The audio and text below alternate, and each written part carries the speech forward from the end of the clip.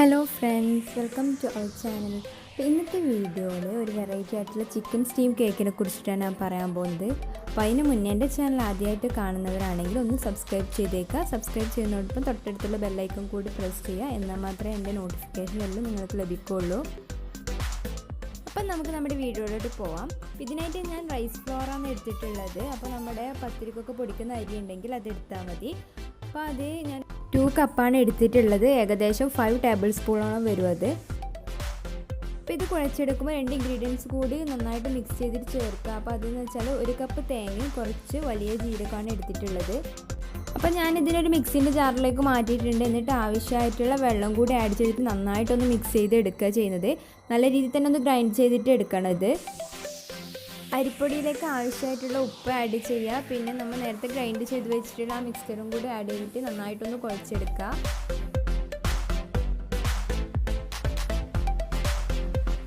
അപ്പോൾ നല്ല രീതിയിൽ ഇതിനെ മിക്സ് ചെയ്ത് വെച്ചിട്ടുണ്ട്. ഇത് 1 ടീസ്പൂൺ ഓയിലും കൂടി ചേർത്തിട്ട് നന്നായിട്ടൊന്ന് കുഴച്ച് വെക്കുക. ഈ ഒരു ടെക്സ്ചറിലാണ് ഇതിനെ കുഴച്ചെടുക്കേണ്ടത്. ഇത് ഞാൻ 10 മിനിറ്റ്സ് റെസ്റ്റ് ചെയ്യാൻ വെക്കുകയാണ്. ഇനി നമുക്ക് ഇതിലേക്ക് വേണ്ട ഫില്ലിങ് തയ്യാറാക്കാം. അതിനായിട്ട് ഞാൻ പാൻ ചൂടാൻ വെച്ചിട്ടുണ്ട്. ഇതിലേക്ക് 2 ടേബിൾ സ്പൂൺ ഓയിൽ കൂടി ആഡ് ചെയ്യാം. ഇതിലേക്ക് ഞാൻ വലിയ 3 ഉള്ളി മുറിച്ചതാണ് ആഡ് ചെയ്യുന്നത്. ഇതിലേക്ക് ഒരു തക്കാളി കട്ട് ചെയ്തിട്ടിടുക. ചെറുങ്ങനെ കട്ട് ചെയ്തിട്ട് വേണം ഇടാൻ വേണ്ടിയിട്ട്. അധികം തക്കാളി യൂസ് ചെയ്യേണ്ട ആവശ്യം. ഇതിലേക്ക് 5-6 വെളുത്തുള്ളി കട്ട് ചെയ്തത്, ഇഞ്ചി ചതച്ചത്, അതുപോലെ തന്നെ 3 പച്ചപ്പറങ്കി ചെറുങ്ങനെ കട്ട് ചെയ്തത് എടുത്തിട്ടുള്ളത്.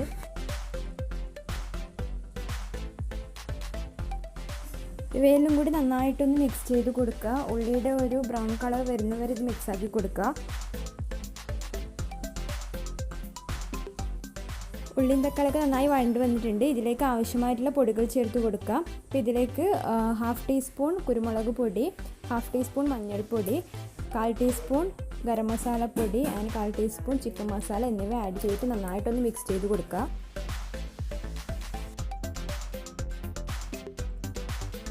പൊടികളുടെയൊക്കെ പച്ചമണം മാറുന്നവരെ നന്നായിട്ട് ഇളക്കി കൊടുക്കുക. ഇതിലേക്ക് ആവശ്യത്തിനനുസരിച്ചിട്ടുള്ള ഉപ്പും 1 ടീസ്പൂൺ സോയാ സോസും കൂടി ആഡ് ചെയ്യുന്നുണ്ട്. സോയാ സോസ് ഓപ്ഷണലാണ്. ടേസ്റ്റ് ഇഷ്ടമുള്ളവർ മാത്രം ആഡ് ചെയ്താൽ മതി. എന്നിട്ട് നന്നായിട്ടൊന്ന് മിക്സ് ചെയ്ത് കൊടുക്കുക. ചിക്കൻ ഞാൻ മുന്നേ മഞ്ഞൾപ്പൊടിയും ഉപ്പും ചേർത്തിട്ട് വേവിച്ചിട്ട് നന്നായിട്ട് ഗ്രൈൻഡ് ചെയ്തിട്ട് എടുത്തതാണ്. അതുകൂടി ആഡ് ചെയ്യുക. ചിക്കനും നമ്മുടെ ആവശ്യത്തിനനുസരിച്ച് കൂടുതൽ ചിക്കൻ എടുക്കുന്നവർക്ക് അങ്ങനെ എടുക്കാം. അതും കൂടി ആഡ് ചെയ്തിട്ട് നന്നായിട്ട് മിക്സ് ചെയ്തതിന് ശേഷം മല്ലിച്ചപ്പും കറിവേപ്പിലയും കൂടി ആഡ് ചെയ്യാം. ഇവ രണ്ടും ഫ്ലെയിം ഓഫ് ചെയ്തതിന് ശേഷം ആഡ് ചെയ്താൽ മതി. അപ്പോൾ നമ്മുടെ ഫില്ലിംഗ് ഇവിടെ റെഡി ആയിട്ടുണ്ട്. അപ്പോൾ ഇതിന് നമ്മൾ ഇല ഉണ്ടാക്കുന്നതിന് വേണ്ടിയിട്ട് ഇല നന്നായിട്ട് കഴുകി വൃത്തിയാക്കിയിട്ട് അതിൽ ഓയിൽ അപ്ലൈ ചെയ്ത് കൊടുക്കുക. ഞാനിപ്പോൾ ഇവിടെ എടുത്തിട്ടുള്ളത് നാട്ടിലൊക്കെ കണ്ടുവരുന്ന ഒരു തരം ഇലയില്ല, വട്ടക്കുറുക്കൂട്ടി എന്ന് പറയുന്ന ഇലയാണ് യൂസ് ചെയ്തിട്ടുള്ളത്. വാഴയില യൂസ് ചെയ്യുന്നുണ്ട്, അതായാലും മതി. പക്ഷേ കുറച്ചും കൂടി ബെറ്റർ ഇതാണ്. അപ്പോൾ ഞാൻ നേരത്തെ കുഴച്ച് വെച്ചിട്ടുള്ള മാവിനെ ഇതുപോലെ ചെറിയ ബൗൾസ് ആക്കിയിട്ട് നന്നായിട്ട് പരത്തിയെടുക്കുന്നുണ്ട്. പരത്തിയെടുക്കുമ്പോൾ ശ്രദ്ധിക്കേണ്ട കാരണം വെച്ചാൽ നേർത്തതായിട്ട് പരത്തിയെടുക്കുക. അധികം തടിയുണ്ടായ വേവാൻ കുറേ ടൈം എടുക്കും. അതുപോലെ തന്നെ ഇതിൻ്റെ ഒരു ടേസ്റ്റും കിട്ടില്ല. അപ്പോൾ ഇതിൻ്റെ സെൻറ്ററിലായിട്ട് നമ്മൾ ഫില്ലിങ് വെച്ച് കൊടുക്കുക. അധികം ഫില്ലിംഗ് ഒന്നും വേണ്ട. ഞാനിപ്പോൾ ഇവിടെ 2 ടീസ്പൂണിൻ്റെ അടുത്താണ് ഫില്ലിങ് വെച്ചിട്ടുള്ളത്. എന്നിട്ട് നന്നായിട്ടൊന്ന് മടക്കി കൊടുക്കുക. മടക്കിയിട്ട് നന്നായിട്ട് സൈഡൊക്കെ ഒന്ന് പ്രസ് ചെയ്ത് കൊടുക്കുക. എന്നാൽ മാത്രമേ അരികൾ തമ്മിൽ അങ്ങോട്ടും ഇങ്ങോട്ടും സ്റ്റിക്ക് ചെയ്ത് നിൽക്കുകയുള്ളൂ. എന്നിട്ട് ഞാനിവിടെ ചെറിയൊരു ഈർക്കിലിൻ്റെ കഷ്ണം കൊണ്ട് നന്നായിട്ടൊന്ന് ചെറുങ്ങനെ ഒന്ന് കോർത്ത് കൊടുക്കുന്നുണ്ട്. വീട്ടിൽ ടൂത്ത് പിക്ക് ഉണ്ടെങ്കിൽ അത് വെച്ചിട്ടായാലും മതി. അതിപ്പോൾ ഇവിടെ അവൈലബിൾ അല്ലാത്തതുകൊണ്ട് ഞാൻ ഈർക്കിൽ വെച്ചിട്ട് ചെയ്ത് കൊടുക്കുന്നതാണ്.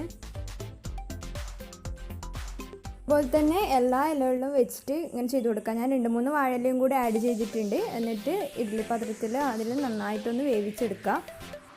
ഞാൻ ആ ഒരു മിക്സിങ് കൊണ്ട് ഇലയുടെ ഉണ്ടാക്കിയിട്ടുള്ളത്. അപ്പോൾ ഒരു 20 മിനിറ്റ്സ് കഴിഞ്ഞതിന് ശേഷം നന്നായിട്ട് വെന്തിട്ട് അതിനെ പുറത്തെടുത്തിട്ടുണ്ട്. അപ്പോൾ നല്ല രീതിയിൽ നല്ല ടേസ്റ്റി ആയിട്ടുള്ളൊരു ഇഫ്താർ സ്നാക്കും കൂടിയാണിത്. എല്ലാവരും ഒന്ന് ട്രൈ ചെയ്ത് നോക്കുക. ഇഷ്ടപ്പെട്ടിട്ടുണ്ടെങ്കിൽ ഷെയർ ചെയ്യുക, കമൻറ്റ് ചെയ്യുക, ലൈക്ക് ചെയ്യുക. അതുപോലെ തന്നെ